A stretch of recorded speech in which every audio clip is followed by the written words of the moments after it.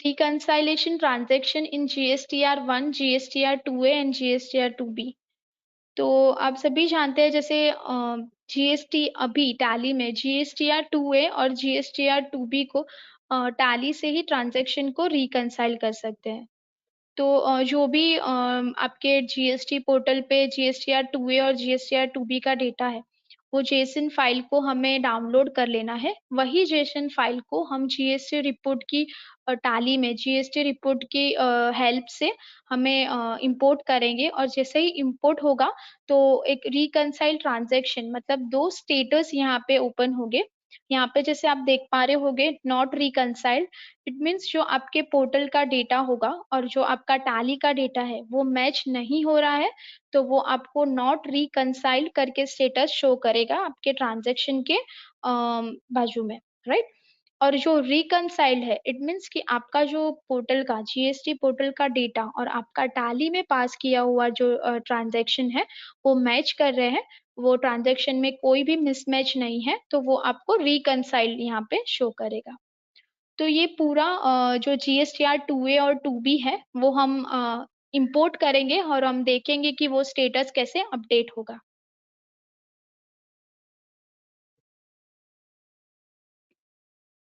तो GST report के लिए हम डिस्प्ले मोर रिपोर्ट्स में चले जाएंगे, या तो गो टू में आप सर्च कर सकते हो। तो रिकंसाइल रिपोर्ट के नीचे आपको GSTR 2A 1 reconcile, GSTR 2A, GSTR 2B दिखाई दे रहा होगा। आज हम 2A और 2B अपलोड करेंगे और जानेंगे, राइट। तो GSTR 2A हम एंटर कर लेते हैं।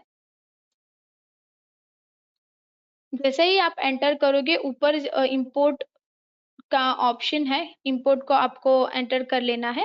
यहाँ पे जीएसटी रिटर्न्स पे चले जाना है, राइट।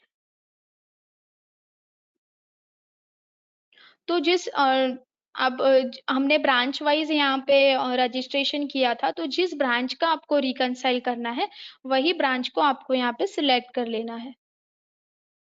तो यहाँ पे मैं सिलेक्ट कर लेती हूँ, और GSTR 2A है या 2 1 2B, तो 2A को हम सिलेक्ट कर लेते हैं। जो भी आपने अपने जीएसटी पोर्टल से जेसन को डाउनलोड किया होगा, जिस फोल्डर में आपने उसे सेव किया होगा वही फोल्डर का पाथ हमें यहाँ पे सिलेक्ट कर लेना है, राइट। तो ये जो पाथ मैंने यहाँ पे डाउनलोड करके फाइल्स रखे हैं वो पाथ को मैं कॉपी करके टैली में यहाँ पे एंटर कर देती हूँ। तो जैसे ही आप एंटर करोगे आपने जो जहाँ पे सेव किया होगा वही जेसन फाइल टैली रीड करेगा और आपको एंटर कर लेना है। जैसे ही एंटर करोगे ये रिकंसाइल्ड प्रोसेस यहाँ पे कंप्लीट हो चुका है। जैसे ही एंटर करोगे तो आपको यहाँ पे एक जो रिकंसाइल और अनरिकंसाइल स्टेटस है वो यहाँ पे शो होगा।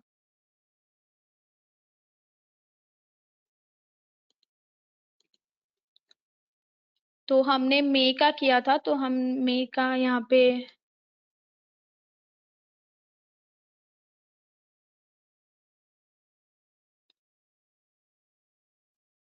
तो यहाँ पे देखिए जो मेरे आपको स्टेटस यहाँ पे दिखाई दे रहा होगा रिकंसाइल्ड अनरिकंसाइल्ड, राइट।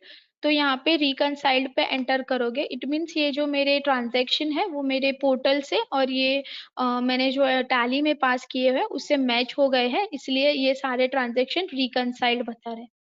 और जो अनरिकंसाइल्ड है, तो वो जो 13 या 12 ट्रांजेक्शन है वो क्यों अनरिकंसाइल्ड है वो आपको यहाँ पे इन डिटेल भी बताएगा। जैसे ये मिसमैचेस है, या अवेलेबल ओनली इन बुक्स, मतलब सिर्फ आपने टैली में ही पास किए हैं, या पोर्टल पे तो ये ट्रांजेक्शन है ही नहीं। तो इस सिमिलर रीजन से आप इजी वे से आइडेंटिफाई कर सकते हो कि जो मेरे ट्रांजेक्शन है वो क्यों अनरिकंसाइल्ड में चले गए हैं, क्यों मिसमैचेस हुए हैं, ओके। तो इस इजी और सिमिलर वे से आप जेसन को इंपोर्ट करके आप GSTR 2A को रिकंसाइल कर सकते हैं। तो हमने GSTR 2A रिकंसाइल देखा, सिमिलर वे से ही GSTR 2B भी रिकंसाइल करना है। इंपोर्ट में चले जाना है, जीएसटी रिटर्न, और जो भी स्टेट का या जो भी रजिस्ट्रेशन जो भी ब्रांच का आपको उसको रिकंसाइल करना है उसे सिलेक्ट कर लेना है। सेम जो फाइल पाथ था वो मैंने यहाँ पे पुट किया। यहाँ पे आप देख पा रहे होगे मेरे जेसन फाइल यहाँ पे शो हो रही है। एंटर कर लेते हैं। जैसे ही एंटर करोगे मेरा डेटा जो है वो रिकनसाइल हो रहा है।